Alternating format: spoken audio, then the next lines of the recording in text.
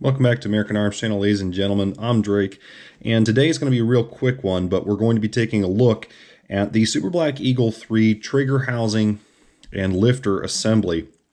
And particularly what we're going to look at is how to pop this baby apart so that you can either maintain, clean, or replace springs, whether you're putting in simply a replacement because the spring is worn out, or you're putting in a new spring, such as the Wolf plus 25% hammer spring. Now, obviously you have to remove it from your firearm first, but that should be fairly self-explanatory if you know how to field strip and clean your firearm to begin with. So I'm not going to cover that in this video.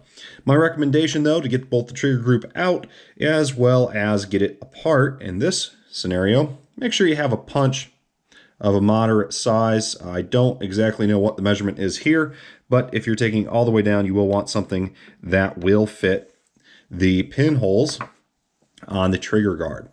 You'll also want some needle nose pliers, and we'll get on that in just a second.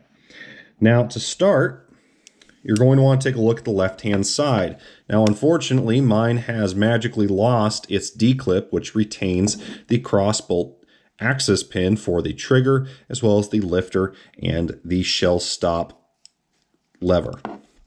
So the D-clip will look something like this right here. Let's get the punch to highlight that.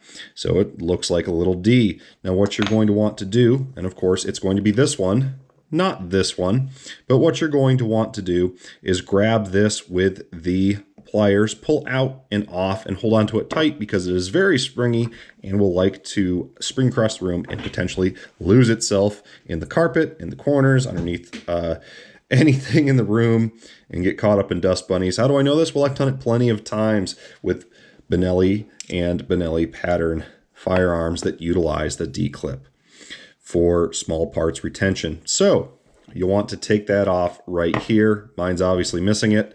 If yours is missing it too, don't worry. The firearm's going to operate just fine until you get the replacement. As soon as it's in the receiver, this access pin cannot travel left or right. Next, take your safety off, put your thumb on the hammer, pull the trigger, and ease it forward. You'll notice that your hammer has traveled past what the hammer spring plunger is going to allow for. So it gets forward momentum and strikes the firing pin without additional spring tension. Now, your next step is going to be to take this access pin and push it slightly through, just like that. I like to then gently wiggle, and it doesn't take a lot of force, your cartridge stop and release lever here. And once that is pulled slightly out, you can grab it and use it to pull that a little bit farther. Now we can ease our plunger right on out, and there we go.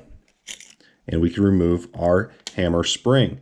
Now this is typically actually how far I go to clean this out, because usually the hammer spring and hammer spring plunger likes to collect debris over the course of a hunting season and is really the only place you need to lubricate after cleaning off, other than the access point for the hammer and the shell lifter. However, if you need to go further, I do suggest taking your pliers or your punch here and lifting up on this spring right here and pushing it back down. That will allow your cartridge stop and release lever, as well as your bolt release and catch lever, bolt catch lever only, to lose tension, and the spring is not going anywhere because it is retained by a cross pin back here. So now we can take our pin and we can push this cross bolt all the way through. This is going to release our lifter right here, our lever, as well as our hammer. We can drop that right there. And you're going to want to be careful with this because here we have our cartridge lifter spring and spring post. And note its orientation. Your spring stop is going towards the lifter and lifter arm, and the rod portion, the open rod portion, is at the bottom. Just keep those together. Now, You are pretty much completely apart here as far as you need to go without taking the rest of the trigger assembly out, other than there is a small circular ring right here, and it can fall out, so I like to give it a grab and pull it right out so it doesn't fall out while I'm not paying attention to it. Set it right there on the table, and now you've got everything apart to maintain clean, and assembly will be the exact reverse. Now, reassembly is not going to be quite as smooth and easy though, so bear with me. I'll probably fast forward through most of this. But to start, you're going to want to take your cartridge lifter as well as its lifting arm, the part that interfaces with the bolt. Sorry if I'm calling that the wrong name, but just referring to it to give it a name. But this articulating arm here, it does have a simply friction fit piece that can fall out easily. But when it's installed, it cannot travel left, right. So you're going to want to take this and set it aside for just a second. I like to get everything in order here and make sure my pin is ready. And what I like to do is I like to get this dropped in nice and quick like. Then I like to drop my hammer on and of course put my cartridge drop lever in place. So I get all this lined up. I take my cross pin here and I simply wiggle it together. Now this is kind of hard for me to show you, but I simply am feeling out where we are hitting. Sometimes you have to pull out the hammer to take a look, and really all you're doing is you're trying to get this all in one place, and you're not worrying about spring tension yet. Once you have the hammer in place and is being retained by the cross bolt as well as the lifter and the cartridge stop and release, you are going to want to take your lifter arm, spring and post here, and you're going to want to insert it into that little washer. You're going to want to pull the arm up, and this is where having 3 hands and not trying to do this in front of a camera is very useful. Just push that all the way down in, and then it's going to slightly articulate downwards, put it in, it's going to click, and then make sure it just goes right on in.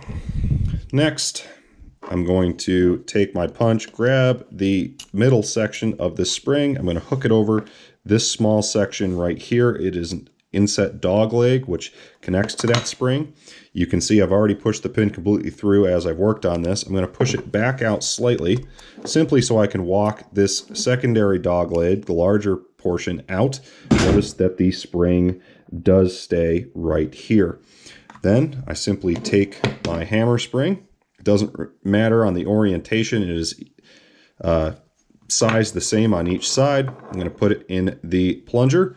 I'm going to put it down into its recess, and I'm just going to fiddle it in there as best I can. Sorry, this doesn't exactly come out perfect on the camera.